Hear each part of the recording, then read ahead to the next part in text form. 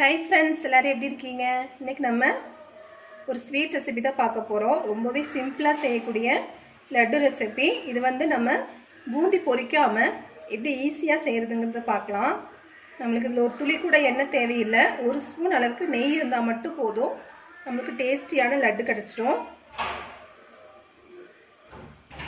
இது டேஸ்டும் நல்லா இருக்கும். நமக்கு பூந்தி பொரிச்ச லட்டு மாதிரி தான் இருக்கும். பாருங்க இந்த அளவு இருக்குன்ட்டு. இப்போ நம்ம இந்த டேஸ்டியான ரெசிபி எப்படி செய்யறதுங்கிறத வீடியோக்குள்ள போய் பார்த்துடலாம். லட்டு செய்யறதுக்கு 1 கப் கடலைப்பருப்பை நான் வந்து ஒரு 3 ஹவர்ஸா ஊற போட்டிருந்தேன். 3 மணி நேரமா ஊறிடுச்சு. இந்த மாதிரி ஊற போட்டுக்கோங்க. நான் மெஷரிங் கப்பில் தான் 1 கப் அளவுக்கு கடலைப்பருப்பு எடுத்திருக்கேன். நீங்கள் எந்த டம்ளரில் அளந்தாலும் சரி, எதில் அளக்குறீங்களோ அதே அளவில் அடுத்தடுத்த அளவுகளில் அளந்துக்கோங்க. 1 கப் அளவுக்கு கடலைப்பருப்பு ஊற போட்டு 3 மணி நேரம் ஆயிடுச்சு.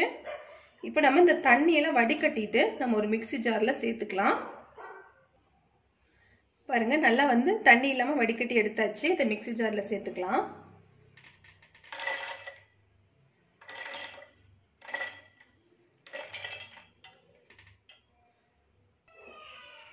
பாருங்க கடலைப்பருப்பை வந்து மிக்ஸி ஜாரில் சேர்த்தியாச்சு. இதுலேயே வந்து ஒரு 4 ஏலக்காய் சேர்த்துக்கலாம். இது சேர்த்து நம்ம வந்து கொரகொரப்பாக அரைச்சி எடுக்கணும். ஒரு ரவை பதத்துக்கு கொரகொரப்பாக அரைச்சி எடுத்துக்கலாம். அரைச்சிட்டு பார்க்கலாம். பாருங்க இந்த அளவு அரைச்சி எடுத்துக்கோங்க. பார்த்தீங்கன்னா கொரகொரப்பாக இருக்கணும்.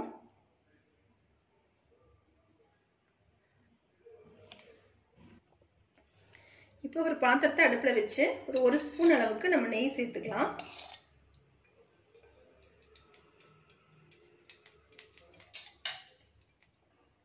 இப்போ வந்து நெய்யில் கொஞ்சமாக முந்திரியும் கருப்பு திராட்சை பச்சை திராட்சை எடுத்திருக்கேன்.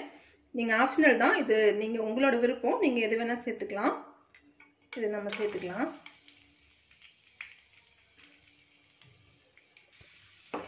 பாருங்க செவந்து வந்துடுச்சு. இப்போ நம்ம எடுத்து தனியாக வச்சுக்கலாம்.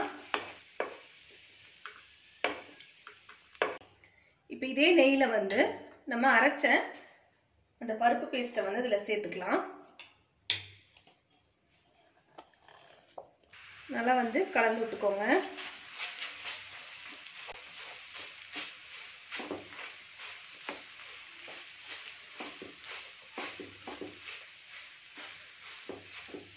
நம்ம இதுக்கு வந்து 1 ஸ்பூன் அளவுக்கு தான் நம்ம நெய் சேர்த்துறோம்.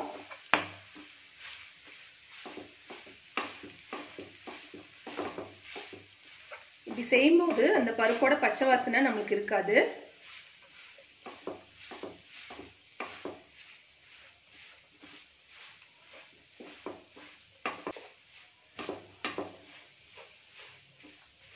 நல்லா வந்து கைவிடாம கலந்துக்கோங்க.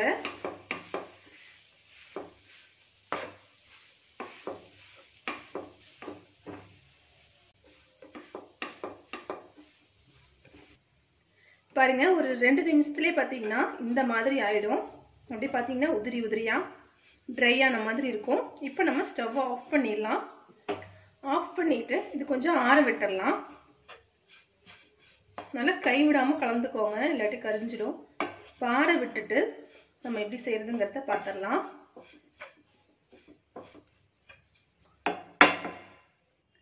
பாருங்க இது வந்து கம்ப்ளீட்டா ஆறிடுச்சு. இது ஒரு மிக்ஸி ஜார்ல நான் சேர்த்திருக்கேன். நம்ம வந்து அந்த பருப்பு அரைச்சு அதே மிக்ஸி ஜார்ல நான் சேர்த்திருக்கேன். பாத்தீங்கன்னா இந்த மாதிரி பெரிய பெரிய கட்டிகள் மாதிரி இருக்கும். அதனால நம்ம வந்து இது வந்து ஒரு பல்ஸ் மோட்ல 2 தடவை நம்ம போட்டு எடுக்க போறோம். பல்ஸ் மோட்ல 2 தடவை போட்டு எடுத்துக்கோங்க. பாருங்க இப்போ அரைச்சி எடுத்ததுக்கு அப்புறம் எப்படி இருக்குன்னு பாருங்க. இந்த மாதிரி நல்லா அப்படியே உதிரி உதிரியா ஆயிடும். இப்போ நம்ம பேன்ல சர்க்கரை சேர்த்துக்கலாம். நம்ம எடுத்த அதே பருப்பு எடுத்த அதே கப்ல 1 கப் அளவுக்கு சர்க்கரை எடுத்திருக்கேன். அது சேர்த்துக்கலாம். நான் பார்த்தீங்கன்னா கொஞ்சமா பவுடர் சுகர் இருந்துச்சு, அதையும் நான் சேர்த்து 1 கப் அளவுக்கு சேர்த்திருக்கேன். நீங்க 1 கப் அளவுக்கு சர்க்கரையை சேர்த்துக்கலாம். இதுல வந்து 1/4 கப் அளவுக்கு தண்ணி சேர்த்துக்கலாம். இப்போ ஸ்டவ் ஆன் பண்ணிடலாம்.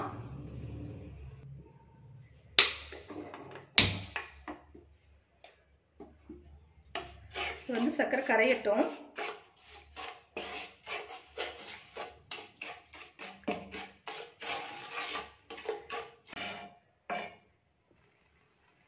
பாருங்க சர்க்கரை வந்து கரைஞ்சு நம்மளுக்கு கம்பி பதம் வந்துருச்சு. இப்படி எடுத்து இப்படி பார்த்தோம்னா இப்படி ஒரு கம்பி வரணும். இதுதான் பதம். இப்போ வந்து ஸ்டவ்வை நல்லா வந்து சிம் பண்ணிக்கோங்க. கம்மி பண்ணிட்டு இப்போ நம்ம இந்த பிடிச்ச இந்த பருப்புகளை சேர்த்துக்கலாம். கொஞ்சம் கொஞ்சமாக சேர்த்து நல்லா மிக்ஸ் பண்ணிக்கோங்க.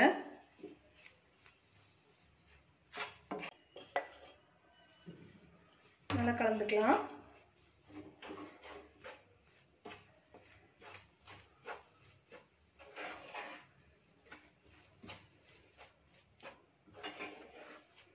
இது வந்து மிக்ஸ் ஆகி வரக்கு அதிக டைம் எல்லாம் எடுத்துக்காது. டக்குன்னு நமக்கு கலந்து வந்துடும்.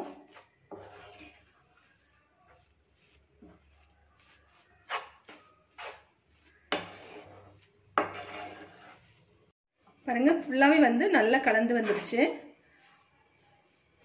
அந்த ஈரப்பதமெல்லாம் இல்லாம நல்லா கலந்துருச்சு. இப்போ நம்ம ஸ்டவ் ஆஃப் பண்ணிடலாம். ஆஃப் பண்ணிட்டு நம்ம வறுத்த முந்திரி திராட்சை சேர்த்துக்கலாம்.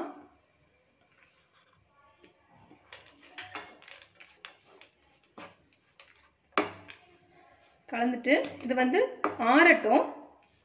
ஆறுனதுக்கு அப்புறம் நம்ம உருண்டைகளா உருட்டிக்கலாம். நல்லா வந்து ஆற வச்சிருங்க. பாருங்க நல்லா வந்து ஆறிடுச்சு. இப்போ நம்ம உருண்டைகளா உருட்டிக்கலாம்.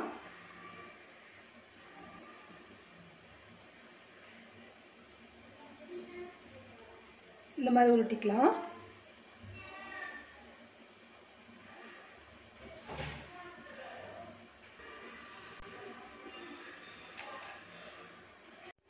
பாருங்க நம்ம டேஸ்டியான லட்டு சூப்பராக தயாராகிடுச்சு. நீங்களும் கண்டிப்பாக இந்த ரெசிபியை ட்ரை பண்ணி பாருங்கள். உங்களுக்கு கண்டிப்பாக பிடிக்கும்.